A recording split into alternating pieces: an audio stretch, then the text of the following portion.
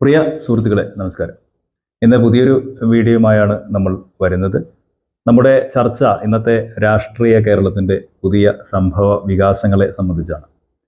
Mukesh MLA രാജിവെക്കണം എന്നുള്ളത് ജനങ്ങളുടെ പൊതുവായ ആവശ്യമാണ്.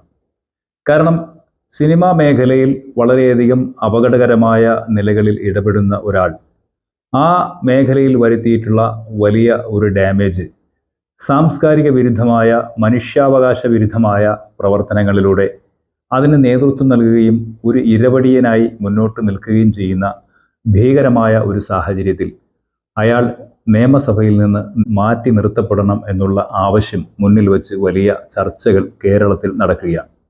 അതിന് ജാതിമത ഭേദമോ രാഷ്ട്രീയ ഭേദമോ ഇല്ല എന്നുള്ളതാണ് വസ്തുത. പക്ഷേ ഇതിനെ മറികടക്കുന്നതിന് വേണ്ടി മുകേഷ് എടുത്തിട്ടുള്ള നിലപാടുകൾ അപഹാസ്യമാണ്, ജനാധിപത്യ വിരുദ്ധമാണ്. ഒരു കലാകാരൻ എന്ന നിലയിൽ ഒരിക്കലും സ്വീകരിക്കപ്പെടാൻ പറ്റിയ മാർഗങ്ങളല്ല അദ്ദേഹം ഉയർത്തിപ്പിടിച്ചത്. എന്നാൽ ഇവിടെ ഇടതുപക്ഷ ജനാധിപത്യ മുന്നണിയുടെ ഭരണകൂടം, അതുപോലെ തന്നെ ഇടതുപക്ഷ ജനാധിപത്യ മുന്നണി CPM എന്ന പാർട്ടി എടുക്കുന്ന നിലപാട് എത്രയധികം ശരിയാണ് എന്നുള്ളത് ഗൗരവത്തിൽ നാം ചർച്ച ചെയ്യേണ്ടതുണ്ട്. ഈ 3 തീരുമാനങ്ങളിലും വളരെയേറെ അപകടകരമായ മെസ്സേജുകൾ ഈ സമൂഹത്തിൽ നിലനിർത്താൻ ശ്രമിക്കുകയാണ്. മനുഷ്യാവകാശ ജനാധിപത്യ പോരാട്ട രംഗങ്ങളിലൂടെ ഉയർന്നു വരുന്ന നിയമനിർമ്മാണ സഭകളിൽ ഇത്തരം കളങ്കിതമായ വ്യക്തിത്വങ്ങൾ നിലനിൽക്കുന്നത് എത്രയധികം ആശ്വാസകരമാണ് എന്ന് നാം ഗൗരവത്തിൽ മനസ്സിലാക്കണം.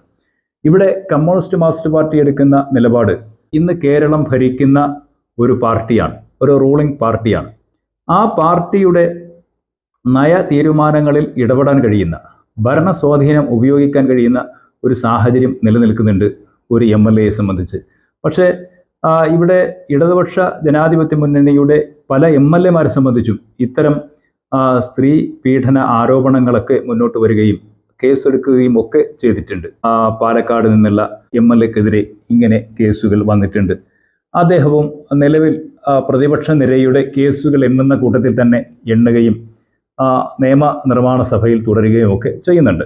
പക്ഷേ മുകേഷ് എന്ന് പറയുന്നത് അങ്ങനെയാണോ എന്നുള്ളതാണ്. അദ്ദേഹം ചലച്ചിത്ര മേഖലയിലെ പ്രധാനപ്പെട്ട ഒരു വ്യക്തിത്വമാണ്.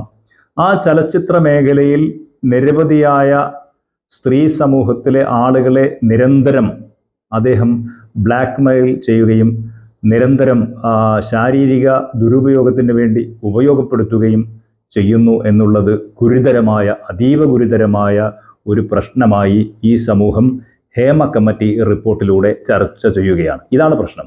രാഷ്ട്രീയ ആവശ്യങ്ങൾക്ക് വേണ്ടിയോ അല്ലെങ്കിൽ അദ്ദേഹം രാഷ്ട്രീയത്തിൽ എത്തുന്നതിന് ശേഷമോ ഏതെങ്കിലും അധികാര പങ്കാളിത്തത്തിൻ്റെ അഴിമതിയുമായോ ബന്ധപ്പെട്ട വിഷയമല്ല ഇവിടെ വരുന്നത്.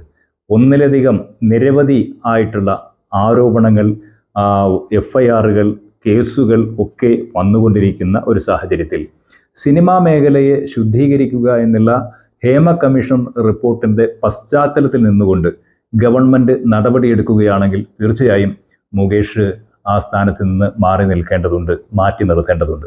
അതേപോലെ തന്നെ കേന്ദ്രമന്ത്രിയായിട്ടുള്ള സുരേഷ് ഗോപിയെ സംബന്ധിച്ചും സമഗ്രമായ അന്വേഷണം ഈ വിഷയത്തിൽ നടക്കേണ്ടതുണ്ട്.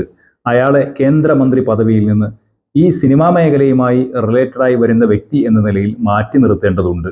ഒപ്പം തന്നെ സുരേഷ് ഗോപിയെ പരാമർശിക്കുന്ന ഏതെങ്കിലും രേഖകളാണോ കേരള സർക്കാർ പൂഴ്ത്തി വച്ചിരിക്കുന്നത് എന്ന സംശയവും വ്യാപകമായി ജനങ്ങൾക്കിടയിലുണ്ട്. അപ്പോൾ അതും ഇവിടെ ദൂരീകരിക്കേണ്ടതുണ്ട്. രണ്ടാമത്തേത്, കമ്മ്യൂണിസ്റ്റ് മാർക്സിസ്റ്റ് പാർട്ടി എന്ന നിലയിൽ ആ പാർട്ടി ചെയ്യുന്ന ഏറ്റവും വലിയ അപകടങ്ങളിൽ ഒന്ന് ഈ വിഷയങ്ങളെയൊക്കെ നോർമലീകരിച്ചുകൊണ്ട് വർഗീയ പ്രചരണങ്ങൾക്ക് വേണ്ടി ഉപയോഗപ്പെടാനുള്ള സാധ്യതകൾ, പഴുതുകൾ കണ്ടെത്തിക്കൊണ്ടിരിക്കുകയാണ്.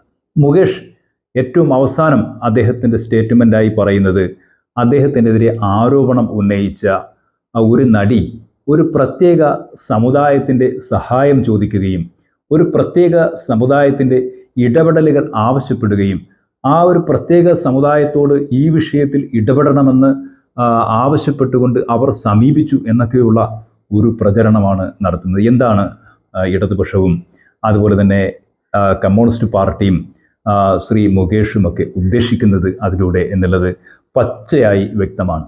ഇവിടെ ഒരു കാര്യം കൂടി എടുത്തു പറയേണ്ടത്, വടകര ഇലക്ഷനുമായി ബന്ധപ്പെട്ട് കാഫിർ എന്ന ഒരു സ്ക്രീൻ ഷോട്ടിലൂടെ വലിയ ഒരു പ്രചരണം നടത്തി അതിൻ്റെ ഗുണഫലങ്ങൾ ആസ്വദിച്ചെടുക്കുവാൻ വേണ്ടിയുള്ള ശ്രമങ്ങളിലായിരുന്നു കമ്മ്യൂണിസ്റ്റ് മാർക്സിസ്റ്റ് പാർട്ടി എന്നുള്ളത് ഹൈക്കോടതിയുടെ മുന്നിൽ വരെ വന്നിട്ടുള്ള വലിയ വിഷയമാണ്.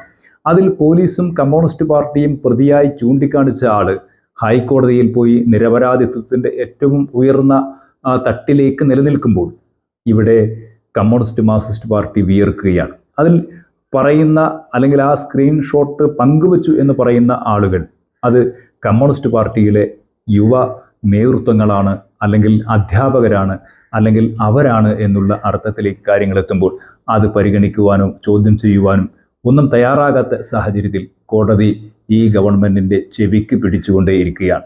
ഇതുപോലെ മറ്റ് ഒരു വിഷയം കൂടി നമുക്ക് മനസ്സിലാക്കാം. മാഷാ അല്ലാ എന്ന സ്റ്റിക്കറിനെ സംബന്ധിച്ചുള്ള ചരിത്രവും കമ്മ്യൂണിസ്റ്റ് മാർക്സിസ്റ്റ് പാർട്ടിയെ ഇന്നും വേട്ടയാടുന്നുണ്ട്. നാദാപുരത്തിൻ്റെ വർഗീയ കലാപങ്ങളുടെ മൊത്തവും റോൾ നിർവഹിക്കുന്നത് കമ്മ്യൂണിസ്റ്റ് പാർട്ടിയാണ് എന്നുള്ളത് പതിറ്റാണ്ടുകളായി നിലനിൽക്കുന്ന ഒരു നഗ്ന യാഥാർത്ഥ്യമാണ്, സത്യമാണ്. അങ്ങനെയാണ് ജനങ്ങളും അതുപോലെ തന്നെ വിശ്വസിച്ചു കൊണ്ടിരിക്കുന്നത് എന്നുള്ളത് നമുക്ക് കാണാൻ സാധിക്കും. ഇങ്ങനെ നാദാപുരം മുതൽ ഈ മുകേഷ് MLA പ്രത്യേക സമുദായം വരെയുള്ള ആ പ്രയോഗങ്ങളും അതുപോലെ തന്നെ അങ്ങനെ തിരികെ കയറ്റാൻ വേണ്ടിയുള്ള ശ്രമങ്ങളും കമ്മ്യൂണിസ്റ്റ് മാർക്സിസ്റ്റ് പാർട്ടിയും അതേപോലെ ഈ ഭരണകൂടവും ഇടതുപക്ഷ ഭരണവും കമ്മ്യൂണിസ്റ്റുകാരും ചെയ്യുന്ന ഒരു രീതിയായി കേരളത്തിൽ തിരിച്ചറിയുന്നുണ്ട്. അതുകൊണ്ട് ഈ വർഗീയ വിദ്വേഷ പ്രചരണങ്ങളിലൂടെയൊക്കെ ആരെയാണോ നിങ്ങൾ വളർത്താൻ ശ്രമിക്കുന്നത് ആ വളർച്ച കമ്മ്യൂണിസ്റ്റ് മാർക്സിസ്റ്റ് പാർട്ടിയുടെ അപകടകരമായ പതനത്തിലേക്കായിരിക്കും എത്തിച്ചേരുക. അതുകൊണ്ട് വളരെ വേഗം മുകേഷിനെ രാജിവെച്ച് പറഞ്ഞയപ്പിക്കാൻ കമ്മ്യൂണിസ്റ്റ് പാർട്ടി ഭരണകൂടം തയ്യാറാകണം. മാന്യത അല്പമുണ്ട് എങ്കിൽ ആ MLA പദവി രാജിവെച്ച് മാറി നിന്ന് അന്വേഷണം നേരിട്ട് വല്ല സിനിമയോ നാടകമോ ഒക്കെ ഈ ശിഷ്ടകാലം അഭിനയിച്ച് ജീവിച്ച് ജീവിതം മുന്നോട്ട് കൊണ്ടുപോകാനാണ് മുകേഷ് ശ്രമിക്കാനുള്ളത്. അതിനപ്പുറം ഒരു രാഷ്ട്രീയക്കാരൻ എന്നുള്ളത് നല്ല മൈവഴക്കത്തോടെ ജനാധിപത്യ സ്വഭാവത്തിൽ വിനിയോഗിക്കാൻ മുകേഷിനും സുരേഷ് ഗോപിക്കും ഒന്നും ആവില്ല എന്നുള്ളതാണ് ഏറ്റവും ശരിയായ കാര്യം. മറ്റൊരു നല്ല വീഡിയോയുമായി വീണ്ടും നമുക്ക് കാണാം. അതുവരെ ഹൃദയം നിറഞ്ഞ നന്ദി.